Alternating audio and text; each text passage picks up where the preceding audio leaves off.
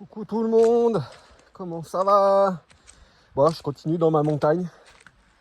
Nickel, je suis revenu sur mon site après avoir fait une brève excursion dans une autre montagne le lendemain du jour où j'étais allé faire des courses en fait. Ça m'a bien calmé, je suis arrivé dans un coin, c'était beau mais c'était plus sec. Il y avait moins d'ombre qu'ici, c'était beaucoup moins boisé. Des cochons sauvages partout, des vaches partout, des mouches, des tans dans tous les sens. Déjà dès que je suis arrivé, je me suis fait piquer, je suis allé voir un peu le lit de la rivière, j'ai vu que c'était plein d'algues, enfin bref. Donc en fin de journée, je me suis fait la rando pour aller voir la cascade qui était au bout. Je me suis pris un énorme orage contre la tronche. En y allant avant l'orage, je suis passé à 1 mètre d'une vipère. Là, c'était pas une couleuvre. Maintenant que j'en vois tout le temps des couleuvres, je commence à bien les reconnaître. Et là, je sais pas ce que c'était. C'était un serpent noir, il était très très très foncé. Je sais pas si c'était noir ou vert extrêmement foncé. Enfin, il est parti tellement vite. Il était dans les rochers sur le bord de la rivière, mais il était pas dans l'eau celui-là, tu vois. Enfin bref, j'ai vu ça, ça m'a fait un petit saut au cœur. Et comme d'hab, j'étais en tongs, même pieds nus à ce moment-là. Et donc j'ai avancé vers la cascade, gros orage, ça a commencé à tomber, à saucer grave. Ça faisait déjà une demi-heure que je marchais sur les bords de rivière, à passer dans l'eau, à sortir de l'eau, les galets, les falaises, enfin bref. C'était un peu le parcours du combattant pour avancer le long de cette rivière. Et là, il y a eu un énorme orage. Les éclairs ont commencé à tomber juste à côté, mais vraiment à côté. Donc pendant une demi-heure, je me suis calé, il n'y avait pas d'arbre, puis de toute façon, il ne faut pas se mettre sous un arbre. Donc je me suis plaqué à la falaise, à la paroi, un coin un petit peu comme ça, tu vois, je me suis accroupi par terre. Le sac à dos dans le dos, j'essayais de protéger le sac à dos parce que j'avais le téléphone. Alors par chance, j'avais mon tissu blanc, j'ai toujours avec moi ce machin-là, là. Mon aguayo. Donc j'ai enrobé le téléphone dedans, j'ai mis ça dans le centre du sac, j'ai protégé le sac comme j'ai pu parce qu'on s'est pris une sauce monumentale. Et avant que ça se termine, je suis reparti et j'y suis allé en courant. En courant dans les galets, dans les rochers, avec cette histoire de serpent, parce que ça sentait le serpent à 10 km cet endroit aussi. Tout comme ici, ici j'en ai déjà croisé 4. Donc les rivières, il fait frais, il y a de l'eau, c'est un coin à serpent, c'est normal. Enfin bref, ceci faisant cela, je suis revenu au camion, j'étais trempé, j'avais laissé les lanterneaux du toit du camion ouverts. Donc la cuisine était pleine de flotte, mon lit avait pris bien l'eau, mais bon, il fait tellement chaud que ça a séché. Arrivé la soirée, c'était déjà sec. Enfin bref, le camion était gaugé. Et donc j'ai fait, tout ça c'est des signes, tu retournes dans ta montagne. Donc c'est ce que j'ai fait, je suis reparti dans ma montagne. Le fameux restaurant qui est fermé, avec l'enclos des ânes qui est là-bas. Ce que je vous montrerai après dans cette vidéo, quoi. J'ai fait 2 vidéos l'autre jour quand je suis revenu. Je suis allé leur donner à manger, je leur ai filé de la salade, je leur ai filé des biscottes, du fromage, ils ont tout mangé, mais comme des dingues, ils étaient fous les ânes. Il y avait 2 biquettes à côté, je leur ai envoyé un peu de salade, ça les intéressait pas. Enfin bref, ils sont dans cet enclos qui est là en bas, comme vous voyez, c'est horrible, quoi. Il n'y a pas une plante verte, ils ont tout sucé, tout. Le moins de bout de végétation qui est possible de manger, tu penses, ça a été rongé depuis une éternité. Et moi, ça me fait mal au cul de voir ça. Bon, de temps en temps, je vois les proprios passer. L'autre jour, j'ai vu qu'il y avait un bac bleu là-bas, il n'y est pas. Un soir, je suis arrivé. Quand je suis venu faire mon demi-tour pour aller à la source, je suis venu là, parce qu'il y a de la place. Et les proprios étaient là, ils se sont garés là, ils sont rentrés. Une dame, le monsieur, la petite fille, ils sont allés faire, je sais pas quoi, un peu de ménage, des trucs, des bidules. Enfin bref, ce lieu, je pense pas qu'il va ouvrir, parce qu'on est déjà fin juin. C'est un énorme complexe restaurant. Enfin, c'est restaurant, quoi. Mais à moins que, on sait jamais, parce qu'il y a quand même les piles de bois qui sont là. C'est pas dégueulasse non plus, ni à l'abandon. Il y a tout le mobilier du resto, mais bon, dire s'il devait ouvrir pour la haute saison, il ouvrirait ce machin. Donc je pense que, je sais pas. On va savoir. Ça ouvrira peut-être au mois de juillet quand moi je serai plus là. Ce qui est sûr, c'est que ces animaux qui sont là-bas, tout seuls, laissés à l'abandon, au moins ils sont pas encore en plein cagnard, ils sont à l'ombre entre les arbres. Et évidemment, les proprios, ils doivent bien leur donner à bouffer, quoi. Mais ça me fait mal au cœur, quoi. Et quand je suis allé leur donner à manger, vous verrez sur les vidéos qu'il y a après que je vais monter. Le grillage, il n'est pas en bon état du tout. Il y a un endroit, ça a été rafistolé avec des bouts de bois. Donc je me demande si quand je vais me barrer d'ici le dernier soir, j'irai à la source, enfin je viendrai me garer, je ferai mon eau là-bas déjà. Une fois que j'aurai rempli le camion, de toute façon il faut que je fasse mon demi-tour ici parce que c'est le seul espace où j'ai assez de place pour faire demi-tour. Et à ce moment-là, c'est pas dit que je descende pas avec un coup de pince et que j'aille pas ouvrir le grillage une bonne fois pour toutes et que les ânes ils se barrent quoi. Alors bon, c'est délicat, c'est quand même une propriété privée, je suis pas chez moi, c'est pas mon pays, c'est pas mon île. Même si ça fait super mal au cœur, tu vois. Puis bon, il y a un autre truc aussi quand tu vois la gueule du grillage. Puis comment il a été rafistolé à un âne, c'est gros, c'est fort, tu vois. Ça fait au moins 200 kilos, une bestiole comme ça. Ils sont énormes, les machins. S'ils voulaient vraiment, ils sortiraient de là, quoi, tu vois, quoi. Ça n'a pas beaucoup de volonté, un âne, c'est dommage, quoi. Ils pourraient se libérer d'eux-mêmes. L'enclos, s'ils voulaient le dégnapper, ils le dégnaperaient, ils sortiraient, ils passeraient, quoi. Après, voilà, d'un côté, il y a ça. C'est quand même une propriété privée, j'ai pas envie de m'attirer des problèmes non plus, on sait jamais, tu vois quoi. Quand j'étais venu faire mon demi-tour, il était tard, il faisait déjà presque nuit, et les propriétaires ils sont arrivés, ils ont fait leur demi-tour, ils ont fait je sais pas quoi dedans, puis le temps que je fasse mon demi-tour, que je fasse mes trucs, quand je suis reparti, ils partaient par le chemin qui part là en haut, je sais même pas où ça va, en haut de la montagne, ce truc, enfin bref. Il y a quand même des gens dans le coin un petit peu, pas des masses quoi, mais tu vois, il suffit que le jour où tu sois en train de traficoter le grillage, il y a quelqu'un qui passe ou quoi, enfin bref, c'est un coup avoir des emmerdes quand même. Mais la souffrance de ces animaux, pour moi, elle passe en premier. Et franchement, je suis là tout le temps et je vois bien que la nuit, il n'y a personne. Donc, c'est franchement pas dit que je les libère pas quand je partirai d'ici. Il n'y aura personne pour voir que c'est moi qui aurai mis le coup de pince dans le grillage. Et après, ils partiront. Mais bon, le problème, c'est que c'est un peu comme les vaches. Ici, il y en a plein en liberté partout. Elles restent toujours au bord des chemins. C'est pas des animaux sauvages, quoi, donc ils n'auront pas le réflexe de se cacher dans les bois ou je ne sais où. Puis il y a quand même des bûcherons au-dessus qui viennent débiter du bois, qui ont une cabane, une maison avec plein de bois empilé, où ça bosse. Tous les jours, ils passent, ils reviennent, enfin bref. J'ai aucun doute que même si je les libère, ils vont se faire récupérer et puis ils finiront dans l'enclos à nouveau, quoi. Mais bon, ça pourrait leur faire quelques jours de fun, une petite escapade, une petite aventure dans leur vie super chiante. Moi, les êtres humains, ils me dégoûtent, ils me débectent, vraiment, à plein de niveaux différents. Pas pour rien que je vis tout seul, tout le temps dans la montagne, comme ça, en permanence. C'est quoi l'intérêt d'avoir des bestiaux comme ça, parqués tout seuls, en train de... Ils sont pas en train de mourir, comme ça serait même mieux pour eux qu'ils crèvent, plutôt que de rester là-dedans, à broyer du noir, quoi. Il faut pas avoir de cœur, faut pas avoir d'âme pour faire ça. Tu viens pas, il n'y a plus personne, le lieu est abandonné, putain, les bestiaux, laisse-les partir dans la montagne, qu'est-ce que ça peut te foutre, quoi. Les gens, ils n'ont pas de cerveau, ils n'ont pas de cœur, pas de compassion, pas d'amour. C'est là que j'en viens un peu au sujet du jour, les animaux de compagnie.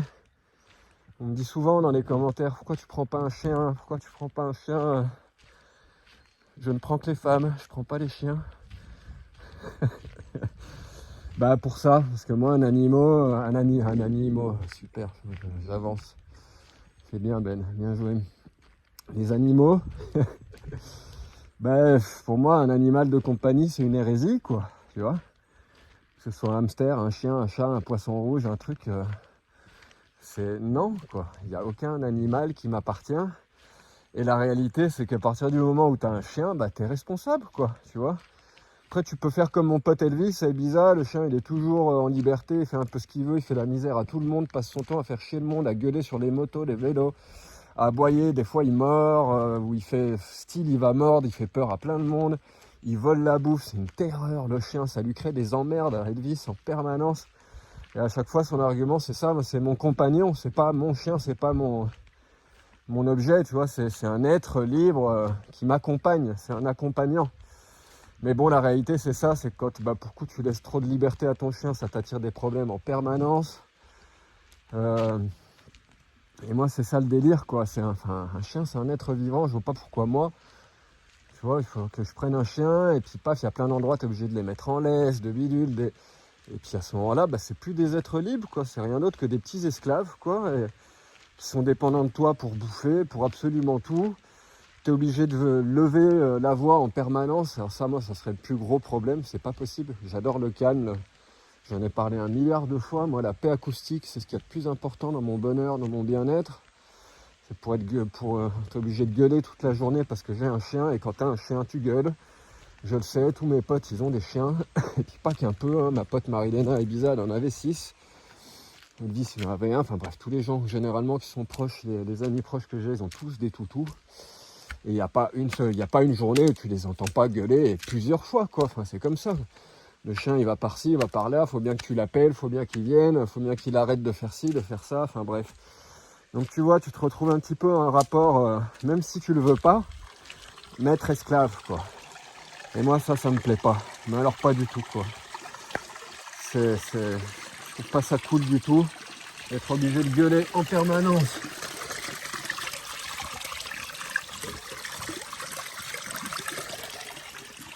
Voilà.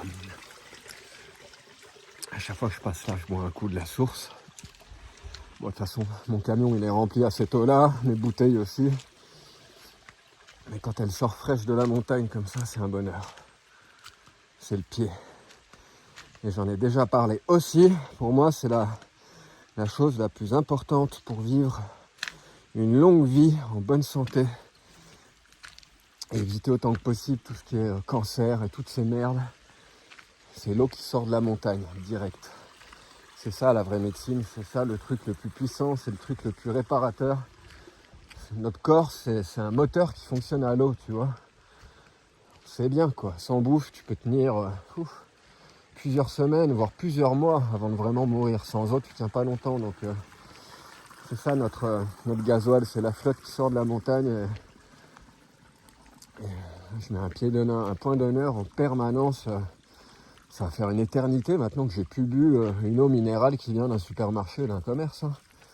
Très très longtemps. Par contre, dernière fois, c'est quand j'étais à Châlons l'hiver dernier, quoi. Mais moi, dès que je suis sur la route, même s'il faut faire des kilomètres pour aller chercher une source, je l'ai fait avec grand bonheur, grand plaisir. Donc voilà, les toutous, ouais, je les aime, je les adore, ils sont géniaux. C'est vraiment, j'adore les toutous. Mais encore une fois, tu vois, moi j'aime bien tout ce qui est naturel, tout ce qui est sauvage, des choses telles qu'elles étaient ou telles que j'estime qu'elles devraient être. Et les toutous, c'est des toutous, c'est comme ça, maintenant ils existent, hein, mais à la base les toutous ça n'existait pas, c'était des loups, quoi. Alors comment les loups se sont croisés avec quels autres mammifères pour devenir des chiens? Puis tu vois bien, chez les chiens, il y a tout, quoi. Tu as des tout petits, des poilus, des machins, enfin bref, je sais même pas comment ils se reconnaissent entre eux, tellement il y a une variété. Je pense qu'il y a eu pas mal de croisements qui ont été faits avec d'autres espèces, qui sont pas forcément des chiens.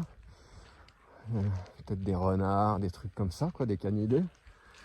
Et que c'est arrivé sur toute une dégradation de toutous comme ça, mais enfin bref, moi je vois pas ça, tu vois, c'est un peu pour moi ça fait un peu partie de nos déformations humaines, le fait de tout assujettir à notre volonté, de moder la planète comme on veut, de trafiquer les montagnes, les forêts, les mers, absolument essayer de tout contrôler, tout modifier, tout bidouiller.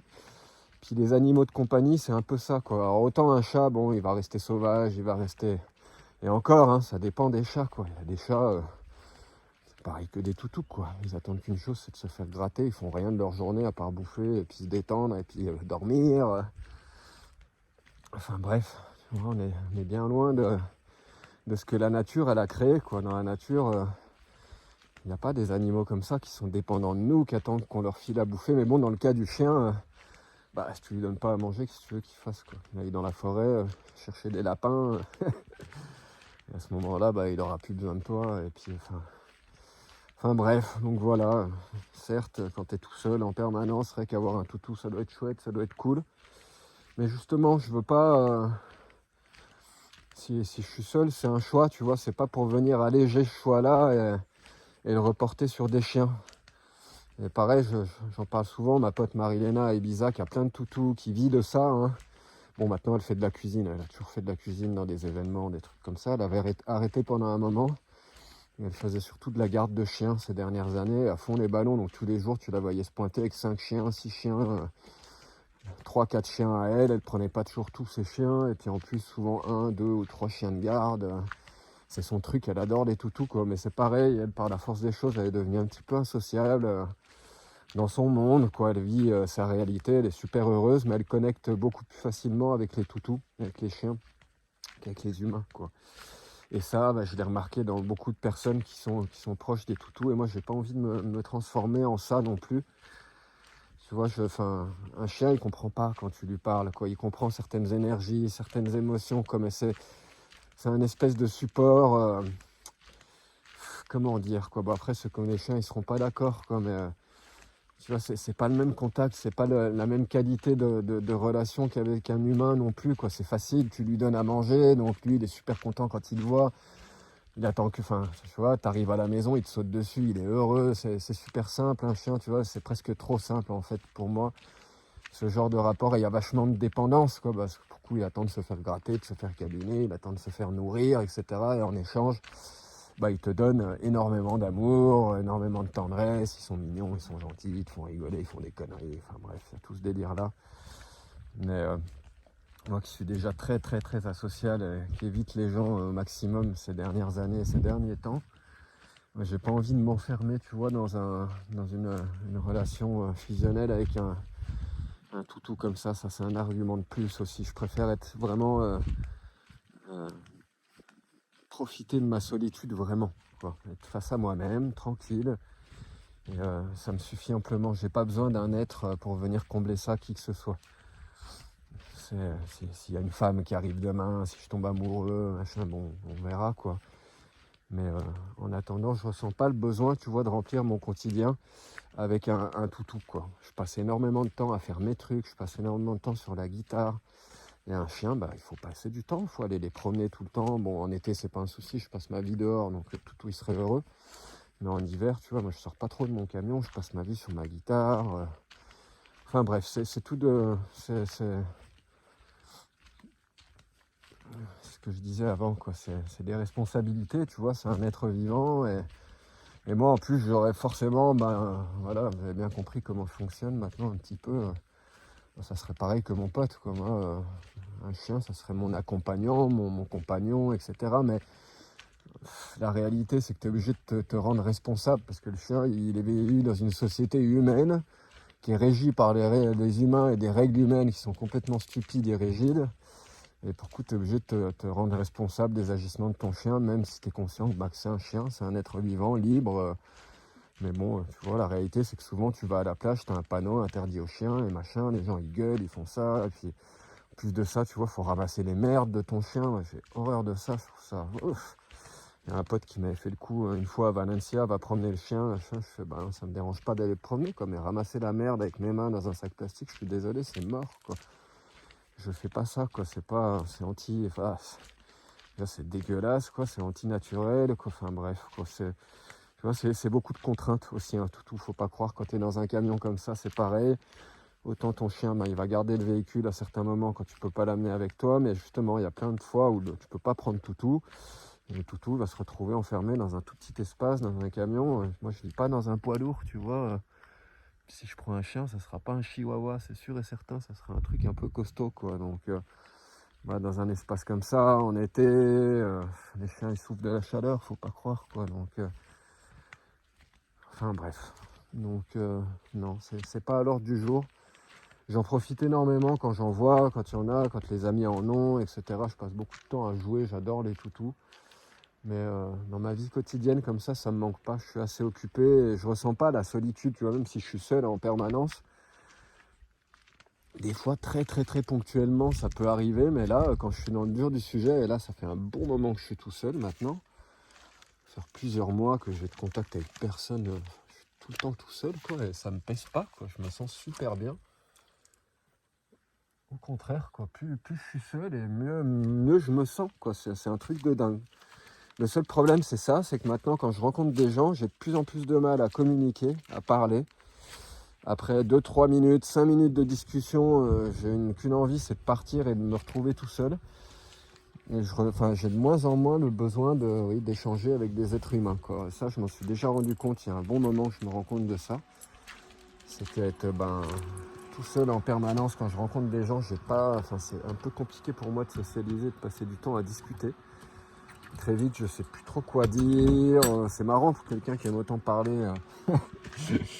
Mais la réalité, c'est que bah voilà, il y a la contrepartie, c'est ça, quand tu apprécies vraiment ta solitude, bah dès que tu es avec des gens, elle te manque très rapidement ta solitude, parce que voilà, c'est comme ça, tu es habitué au calme, à pas t'imbiber des énergies des autres, de leurs paroles, de leurs pensées, de leurs soucis, de leurs problèmes, de toutes ces choses-là. Et puis moi j'en ai déjà parlé dans beaucoup de vidéos, tu vois, je suis pas tout vierge, je suis pas tout blanc, j'ai beaucoup de choses à guérir, à gérer, à faire dans ma vie, et j'en suis pas à un stade pour le moment où j'ai envie de me mélanger trop avec les autres. J'ai envie vraiment d'être face à moi-même, de me construire, de me renforcer, de me blinder, faire grandir mon art, ma musique. C'est vraiment ça le plus important, et ça je peux le faire que quand je suis seul. C'est pour ça que je recherche vraiment cette solitude extrême, quoi. C'est parce que bah y a que là que je bosse vraiment, quoi. Il n'y a pas, quoi. Ça y est, depuis que je suis dans ma montagne, la guitare, elle recose. Je suis en train de développer des nouvelles idées, de reprendre toutes mes partitions de guitare classique, de machin. Enfin, je bosse, quoi.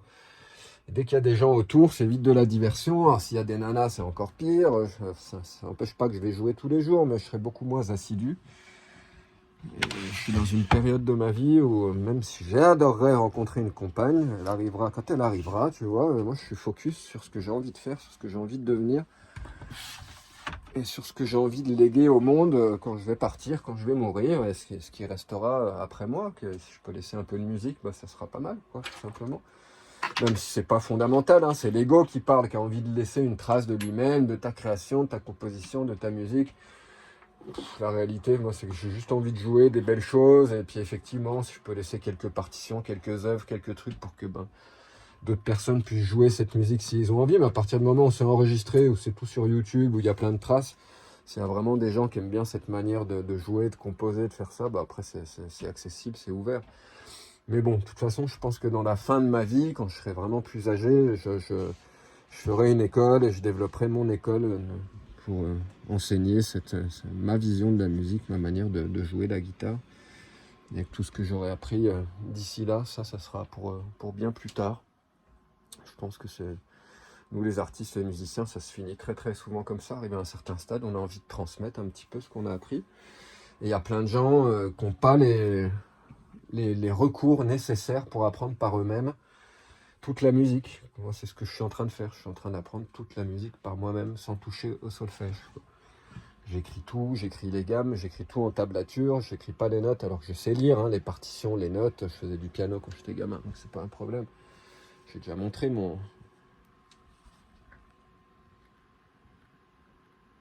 carnet de gamme. Puis il y en a,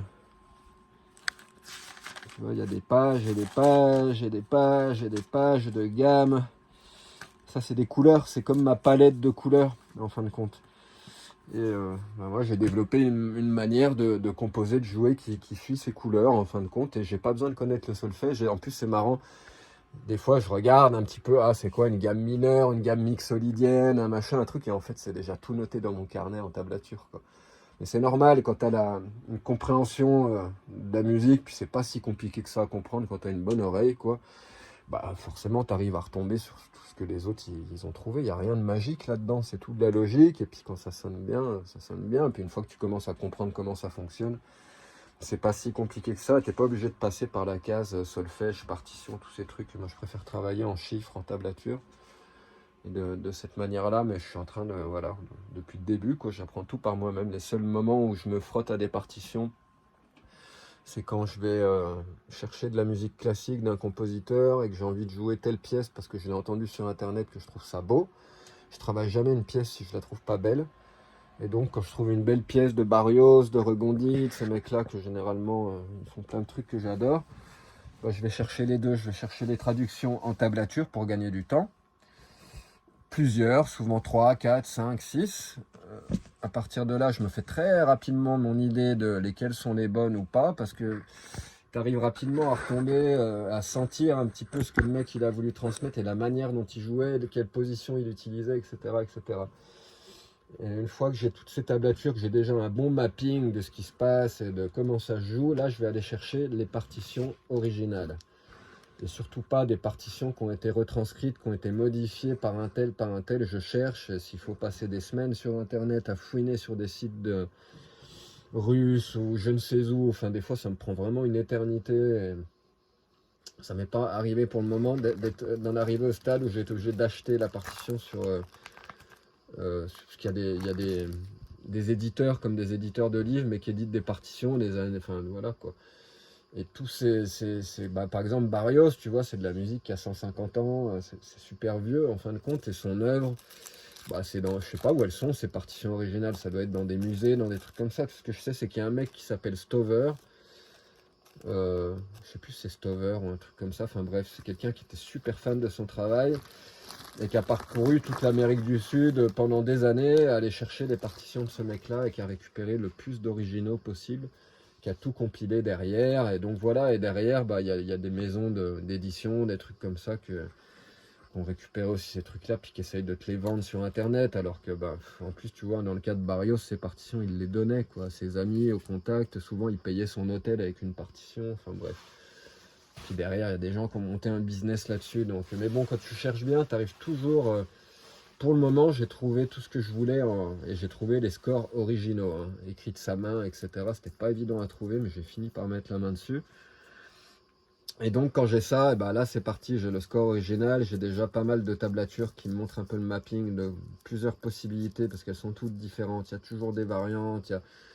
Vu que c'est bien le problème de la guitare, et moi, c'est pour cela que j'écris en tablature, en numéro, c'est parce que ça te dit où je joue exactement. Fin de l'histoire. Il y a plein d'accords, de positions que tu peux jouer à 3 positions différentes sur la guitare, et des fois si c'est pas 4, quoi. Donc autrement dit, ça laisse trop de place à l'interprétation, et des fois tu vas te heurter à un passage où tu es en train de le jouer, de te faire chier, tu n'y arrives pas. Un passage super difficile et tu le sais pas, mais tu le rends encore plus difficile parce que tu le joues pas du tout comme le mec, le compositeur, l'a écrit. Et ça vient de ce fait-là, c'est que quand tu suis une partition où il y a les notes, tu peux interpréter ces notes et les mettre à plusieurs endroits sur la tablature, quoi. C'est simple, quoi. Ton mi aigu qui est tout en haut de la guitare, quoi, c'est un mi aigu. Le mi aigu, il existe sur la corde d'en dessous, sur la case 5, et sur la corde d'en dessous, sur la case 9, et sur la case d'en dessous, sur la case 12, et ainsi de suite. Tu vois, ça se reporte, c'est normal, la guitare, elle fonctionne comme ça, quoi. D'une corde à l'autre, tu as 5 demi-tons de différence, à part entre la corde de sol et de si, où tu as 4 demi-tons de différence, quoi. Ça veut bien dire que vu qu'il y a 12 demi-tons dans un octave, t'imagines bien, tu vois bien le délire, quoi. Tu trouves les mêmes notes plusieurs fois sur le manche. C'est ce qui fait que quand tu as juste les notes qui sont marquées sur une partition, ça te dit pas où les jouer. Des fois si, parce que ça laisse pas le choix. Et que pour jouer de telle manière avec les annotations qu'il y a et les indications qui te sont données, ça te laisse pas de choix. Mais dans de très nombreux cas, tu as beaucoup de choix différents. Et donc voilà, moi je travaille comme ça. Et même les partitions que j'ai écrites, que je vais me remettre ce soir, c'est la motif du soir. Je vais bosser un petit peu. Je vais commencer à finir ma nocturne. Là, j'ai pas la version originale, elle est dans l'étui de la guitare là-bas. Je vais vous montrer la version avec des corrections. Bref, ça c'est pas propre, quoi. C'est quand j'écris, hein. Donc, je reviens sur certains passages, change des trucs. Donc tu vois, c'est tout en tablature, quoi. L'avantage de ça, c'est que tu n'as pas à chercher à t'écraser la tête, à te demander où j'ai joué ça, comment j'ai fait. Et pour moi, c'est super important, surtout que moi, quand j'écris de la musique, je cherche quelque chose qui soit beau, qui soit modéleux, mais aussi qui soit un petit peu technique, tu vois. Parce que je fais ça pour faire progresser ma technique aussi et complexifier mes compositions. Quand tu improvises en permanence, ça limite la complexité de ce que tu fais, faut pas croire, quoi. La seule manière de jouer des choses vraiment compliquées, au-delà d'un moment, c'est soit avoir une mémoire de dingue et mémoriser tout ce que tu fais, moi c'est pas mon cas, ou soit écrire pour pouvoir justement complexifier des passages. Et donc le but du jeu, c'est ça, les 2 pièces que j'ai écrites jusqu'à maintenant, elles commencent à sortir pas mal, mais il va encore falloir du temps. Et pourtant, ça fait un moment qu'elles sont écrites. Il y en a une, ça fait plus de 2 ans. Et je les joue en permanence. Je bosse, j'ai écrit des choses qui sont très, très, très belles. C'est très beau, mais c'est très, très complexe. Tu peux même pas jouer vite, ces trucs-là. Ça me force à jouer doucement parce que tous les déplacements sont vraiment chauds, quoi. Mais c'est très, très beau. Et donc, c'est un peu l'exercice du truc. Mais dans la musique classique, c'est quand même souvent comme ça, faut pas croire. Que ce soit chez Tárrega, chez tous les grands compositeurs. Bon, Tárrega, il y a plein de petites pièces que moi je les prends et je peux te les jouer en temps direct sans même les connaître parce que c'est très très simple. Il y a plein d'études comme ça qui sont pas faites pour être techniques, qui sont juste faites pour être belles. C'est un truc qu'il avait envie d'écrire comme ça. Mais dans beaucoup de cas, il y a quand même plein de trucs qui sont très très complexes et où tu vas être obligé de bosser un bon moment sur le passage parce que C'est un peu toujours la même histoire. Quand tu écris la musique, bah, tu n'écris pas à 2000 à l'heure. Tu écris, tu cherches une idée, tu essayes, tu réessayes sur le manche, tu machin, tu écris ton truc, tu bidules. Tu vois, entre la vitesse réelle où tu vas vouloir jouer cette partition-là et quand tu l'écris, c'est pas du tout pareil. C'est ce qui m'est arrivé avec mes deux pièces, justement. J'ai une idée de la vitesse, mais comme quand je l'ai écrit, j'allais tout doucement, chercher des idées tout doucement, en essayant et tout ça, bah, la réalité, c'est que pour la jouer à vitesse réelle, waouh, ça va me prendre plusieurs années. Maintenant, pour la jouer doucement, ça y est, elle commence à sortir plutôt pas mal. Et dès que je veux les jouer en vitesse réelle, elles sont tellement dures au niveau des déplacements, des positions, que ça fait mal aux muscles. Et, ça demande une endurance extrême. Donc, enfin bref, voilà, ça va être mon occupation du soir. Et puis de l'été, je vais écrire de plus en plus, parce que comme j'ai des problèmes de mémoire aussi, par contre, dès que j'ai une partition, dès que j'ai un truc qui a été écrit et que c'est mémorisé, si je le joue régulièrement, ne serait-ce qu'une fois tous les 3 jours, ou une fois par semaine, ou une fois tous les 15 jours, après je l'oublie plus. Et ça va me permettre de mémoriser beaucoup plus facilement toutes ces tonalités qui sont dans mon carnet, parce qu'il y en a tellement, et en plus elles se ressemblent toutes, mais toutes avec des petites nuances, que le cerveau il bug. Alors quand c'est posé en partition et que tu crées une chanson avec ces tonalités, là c'est imprimé pour toujours, enfin presque, ça dépend. Si tu arrêtes de bosser ton truc, moi les 2 pièces que j'ai fait, là je les avais pas jouées pendant des mois avant de les reprendre. Bah, il m'a fallu une demi-journée. Bah, généralement, juste les repasser une fois ou deux, et ça y est, le cerveau il reconnecte, et paf, tu les as à nouveau, et c'est reparti pour un tour. Donc ça demande quand même Tous les musiciens classiques, normalement, ils font ça. Ils travaillent tout leur répertoire une fois par jour, ils font passer une fois toutes les pièces. C'est pas pour rien.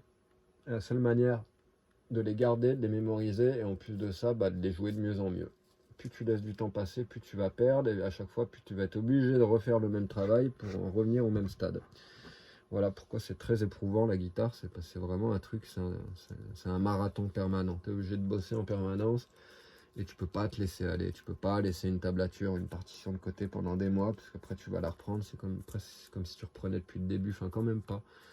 C'est assez marrant, moi des fois je suis surpris parce que des fois il y a des trucs que ça y est, j'ai pas joué pendant 2 semaines, 3 semaines, des fois un mois, des fois 2 mois. Et curieusement, des fois quand je reprends au bout d'un mois ou deux, un passage sur lequel je luttais énormément à ce moment-là, bah, désormais il passe crème. Trop bizarre, juste parce que ça a eu le temps de mûrir un petit peu et que le cerveau il a éliminé les peurs qu'il avait mis sur ce passage. Parce que des fois, quand il y a des passages qui sont trop compliqués, où tu bugs, où tu bloques, à chaque fois tu te trompes, t'as beau insister, ça passe pas. Et dans ces cas-là, bah, il faut laisser mûrir, il faut travailler bien, tout doucement. Et normalement, quand tu joues à vitesse réduite, que tu vas très doucement, tu vas finir par arriver à le passer. Quand tu l'as comme ça, t'insistes pas plus. Et là, tu laisses mûrir, et des fois, même tout le temps, ben, quand tu reprends ça un petit peu plus tard, curieusement, ça va passer beaucoup mieux. Mais à condition de continuer à travailler ta technique et à travailler des choses qui soient techniques, qui soient complexes, qui te poussent en dehors de tes retranchements. Et moi, c'est ce que je fais tout le temps. De toute façon, je passe ma vie à bosser ma technique. Donc, c'est aussi pour ça que quand je reprends des passages que je n'ai pas joué depuis des mois et qu'ils passent 10 fois mieux, c'est parce que bah, ma technique, elle a augmenté aussi entre-temps. Donc il y a un petit peu de ça, mais ce qui est sûr, c'est que souvent, il ne faut pas insister. Moi, ce que je fais souvent, c'est que je bosse le soir sur un passage très compliqué. Et là, je vais bloquer dessus. Je vais vraiment analyser, regarder les mouvements main gauche, main droite, positionnement du pouce. Désormais, avant, je faisais pas ça. Je ne faisais pas gaffe à ça. Ma main gauche, le pouce derrière le manche, comment il se positionne. Il faut y faire très attention. Je n'étais pas du tout conscient de ça. Et en regardant Tariq Arab, un grand musicien classique qui a fait un tuto là-dessus, qui explique comment le pouce il doit être positionné derrière le manche.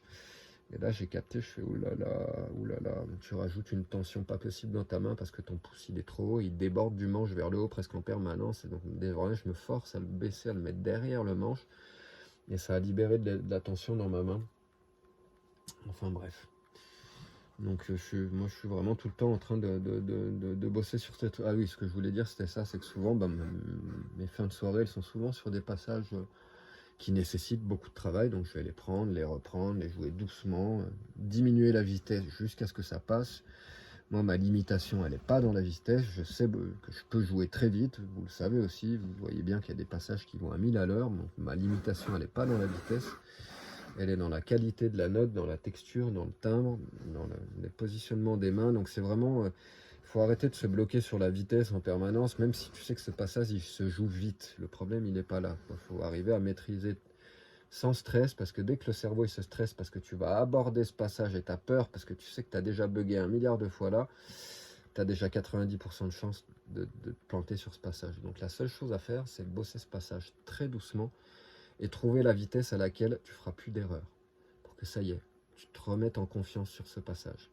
Tu reprends confiance. Et quand tu la rebordes, paf, tu sais que tu ne vas pas te tromper parce qu'à cette vitesse-là, ça passe.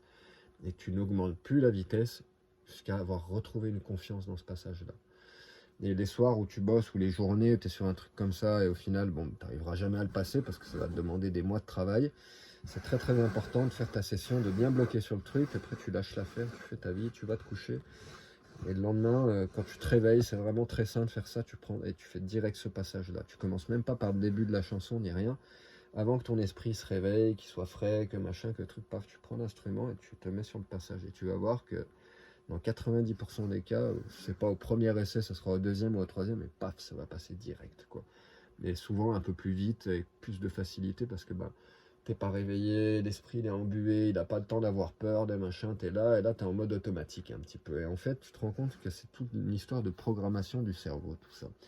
Histoire de peur, de blocage, et dès que tu arrives à te détendre, à détourner ces peurs et à hacker ta chip interne, ton cerveau, et ça fait partie des tips, quoi. Jouer au réveil ou très tard la nuit quand tu commences à être fatigué. Et là, il y a des merveilles des fois qui se passent parce que tu es fatigué, justement. Et quand tu es fatigué, bah, des fois, tu oublies d'avoir peur. Ou tu oublies que tu vas tomber sur le passage qui te fait chier et paf, tu le passes d'un coup. C'est magique. Bref. Ouais, je me suis encore attardé 10 000 ans. Je suis désolé. Moi qui partais sur les animaux de compagnie, au final, on finit sur la guitare. Mais bon, tu vois. Moi, mon animal de compagnie, c'est ma guitare, quoi. Puis ça me prend assez de temps comme ça. Si en plus, il fallait que j'appelle Toutou, que machin, eh, viens là, viens bouffer, fais truc, arrête de faire ça, arrête de gueuler, arrête de faire chier les gens, et machin. Je m'en sortirai pas, c'est pas possible. J'ai besoin de calme, je suis quelqu'un qui suis pas très normal non plus, tu vois. J'ai vraiment besoin de paix acoustique, de tranquillité. Ne serait-ce qu'avoir du mouvement en permanence de Toutou à côté. Après, je te cache pas que là, avoir Toutou qui serait posé tranquille en train de lardonner et puis jouer ma guitare, ça serait cool aussi, quoi. Mais je dis pas, hein, peut-être qu'un jour il y a un toutou qui va sortir de la montagne comme ça, qui va arriver et qui va dire ben je reste avec toi. Et là, ça sera pas la même histoire, quoi. Pour le moment, ce toutou, il n'est pas arrivé, quoi. Chaque fois que j'en croise, c'est des chiens sauvages qui veulent garder leur liberté de chiens sauvages. C'est pas des chiens qui viennent. J'ai eu pas mal d'amis, ils ont eu ces cas-là, quoi. Les toutous sont venus et ils les ont choisis, quoi. Et dans ce cas-là, bah, tu vas faire quoi? Tu vas laisser toutou planté comme un con et qui est là à te supplier de partir avec lui. Là, c'est pas la même histoire, quoi. Donc, écoute, on verra ce que la vie me réserve. Mais pour moi, elle m'a pas mis face à ça. Elle m'a mis face à l'instrument, face à la guitare et face à moi-même. Et c'est pas pour rien. Et donc, voilà, j'aime ça. Je profite de ça. La vie est belle, tout va bien, c'est cool. J'ai la pêche, la santé. Il me reste presque plus de tabac. En fait, je suis en train de. C'est terrible, hein. J'avais gardé les vieux culs de clope de mes clopes du mois dernier, quoi. Parce que moi, je roule sans filtre d'habitude. Là, je mets des filtres parce que c'est un peu dégueulasse, quoi. Et donc, c'est tous des clopes sans filtre où bah, j'enlève le bout cramé, tout machin, j'ouvre, je récupère le tabac. Comme je fais pas de filtre, bah, il y a toute une partie qui fait. Mon filtre, il est en tabac sur ces clopes, tu vois. Et ça n'a pas été brûlé. Et c'est ça que là, je récupère en ce moment pour faire mes dernières clopes. J'en suis là. Ça craint. Donc là, il m'en reste. Je vais encore pouvoir en faire 2 ou 3, je sais pas. Aïe, aïe, aïe. Et après, là, on va rentrer dans le dur du dur parce que bah, je vais passer de tout à rien. Et je suis au milieu de la montagne. C'est pour ça que je me suis fait des méga courses, hein. J'ai le frigo qui est super rempli. C'est la première fois que je m'achète 5 tablettes de chocolat fourrées à la pistache. J'ai des glaces à la pistache. J'ai des petits gâteaux à la pistache. J'adore la pistache en Italie. Ils font que ça partout. Il y a plein de trucs à la pistache. C'est délicieux. Enfin bref, je me suis vraiment fait des bonnes courses en conséquence parce que je sais que là ça va tirer fort, je vais avoir envie de fumer, je vais avoir envie de me mettre quelque chose dans la bouche en permanence, donc il va falloir pareil que je hack ma chip interne. C'est d'habitude, tu vois, de te mettre un truc au bec, de geste du fumeur et tout ça, donc là ça va être remplacé par la bouffe, donc j'ai prévu le coup, le frigo il est rempli. Et là, les 10 prochains jours, ça va être intense, mais il faut que j'y passe. Ça y est, j'ai 45 ans, je fume franchement, depuis que j'ai 16 ans, quoi. Je fumais pas autant quand j'étais jeune, quoi. Et après, pendant toute une longue période, je fumais pas de clope, je fumais que des pétards, mais avec du tabac quand même, quoi. Donc le tabac, il est dans ma vie depuis que je suis ado. Et donc voilà, ça y est, il est temps que ça s'arrête avant que j'en crève et puis que je me tape un cancer du poumon, de la gorge, de je ne sais quoi, parce que ben voilà, quoi. Et j'ai envie vraiment de prendre soin de moi, donc c'est un peu le message dans ce moment, quoi. Je fais énormément de sport, j'ai repris. Je vois pas, je me tiens toujours n'importe comment, comme je suis en forme, c'est parti, quoi. J'ai repris des bras, des cuisses, des machins, et donc dans cette lignée-là, bah, arrêter le tabac, c'est le top, c'est ce que je puisse faire de mieux. J'arrêterai peut-être d'être aussi creux là au niveau des joues, je reprendrai encore plus de poids, enfin bref, ça va être cool, ça va me faire un bien fou, je vais sentir mieux les odeurs. Je vais arrêter de filer du fric, ces gros industriels qui vendent de la merde. Enfin bref, je vais être encore plus raccord avec mes valeurs, ça va être cool.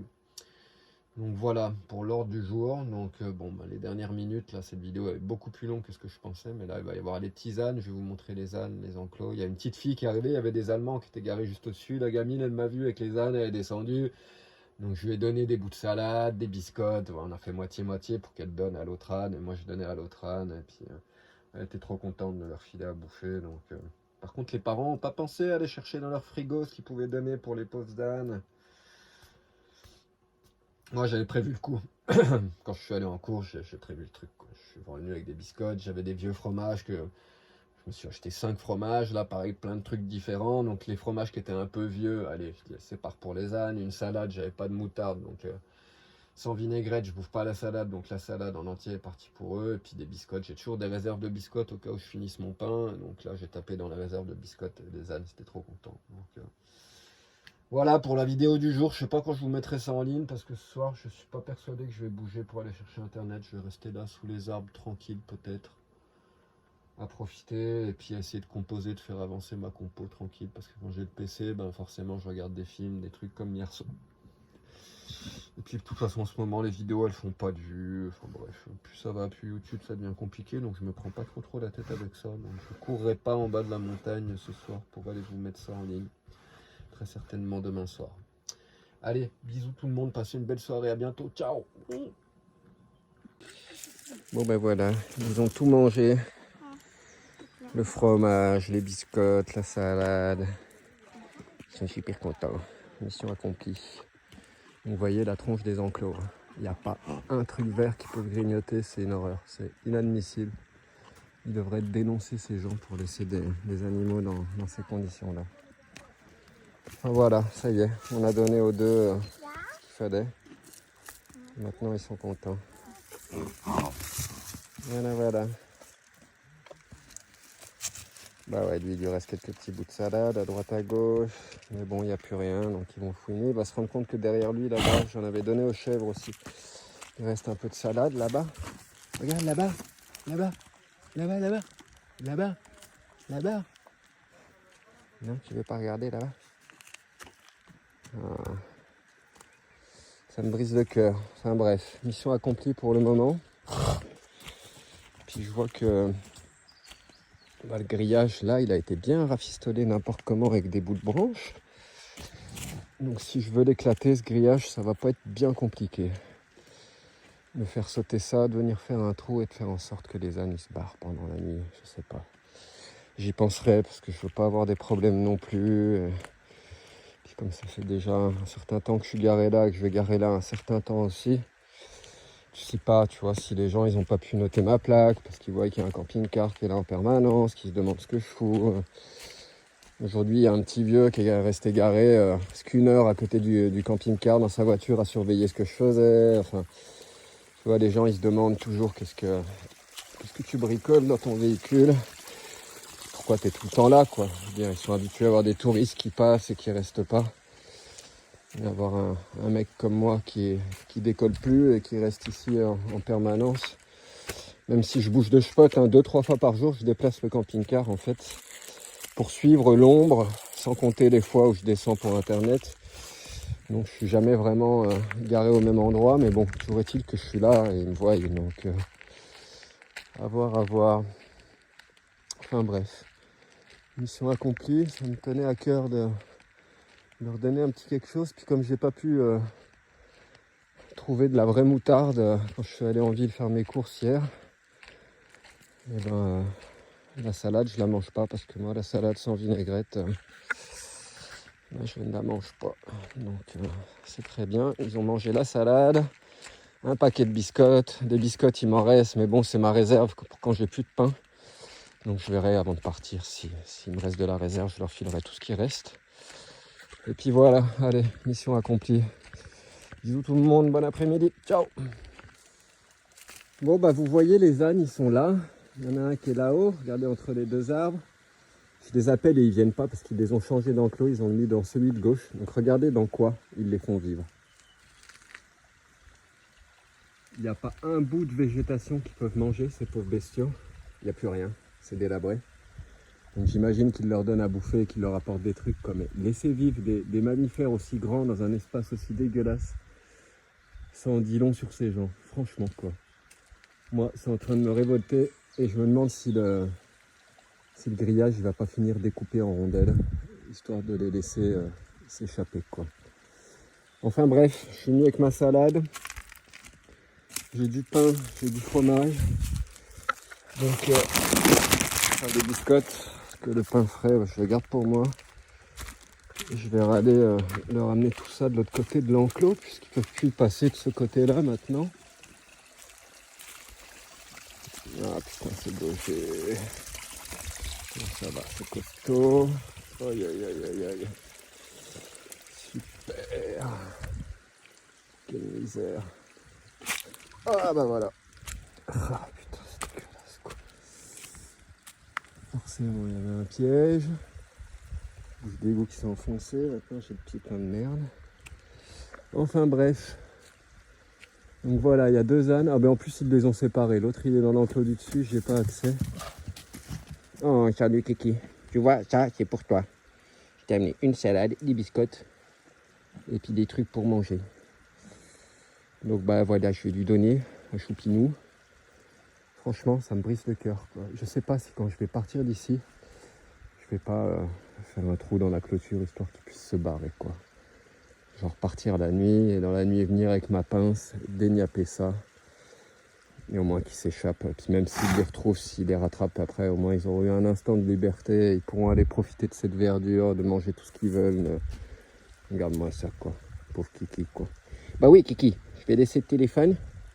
Je te mets sur YouTube, hein, tu me donnes la permission. Ah oui, je vois que oui, tu as compris que c'était pour toi. Mais ce qui me fend le cœur, c'est qu'il y a l'autre qui est en haut aussi, là-haut. Il va peut-être falloir qu'on regarde si on peut pas donner à l'autre aussi qui est là-bas. Ouais, tu vois, histoire de faire moitié-moitié, parce que si on a qu'un cas et puis l'autre cas pas, on est dégoûté, quoi. Bon allez, je vais m'occuper de leur donner tout ça. Et puis voilà. Allez, bisous tout le monde.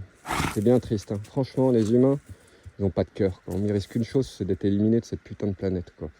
Ça me révolte de voir ça. Allez, bisous. Ciao. Bon, aujourd'hui, il y a quelqu'un qui nous a laissé une œuvre d'art. Il y a du niveau, hein. Le mec, je sais pas comment il a fait ça, mais alors là, faut en vouloir, hein. Bon, la première, encore, je veux bien, mais alors la deuxième, et alors la troisième, c'est improbable, hein. Franchement, chapeau. Joli résultat, joli boulot. Enfin, voilà, la vie suit son cours dans la cascade. Moi je suis pas trop là, je suis plus là-bas, il y a plus de soleil, un petit peu plus loin. Mais je passe un petit coup de temps en temps par ici. Et donc voilà, je viens de tomber là-dessus. En réalité, je venais voir si je voyais pas le serpent. Je venais pas pour autre chose. Donc je vais repasser de l'autre côté, il faut que je saute ça. Hop là. Et là on voit bien le délire là.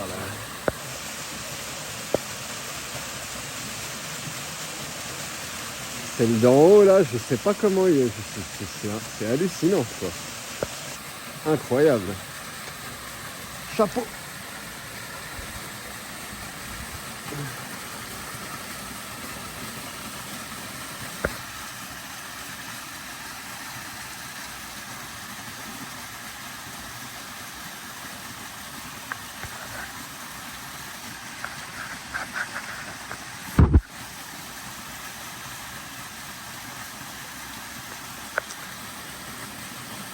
Ouais.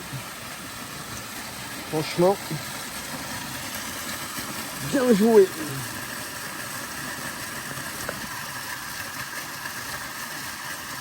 C'est encore plus beau comme ça.